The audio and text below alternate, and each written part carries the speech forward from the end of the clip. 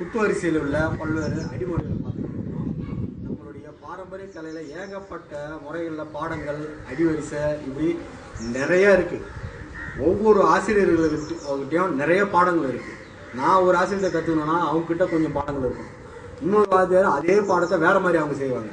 ஒரே புடியே பல்வேறு வகையில் செய்வாங்க. இப்போ நம்ம ஒரு சில அடிமுறையில் பார்ப்போம்.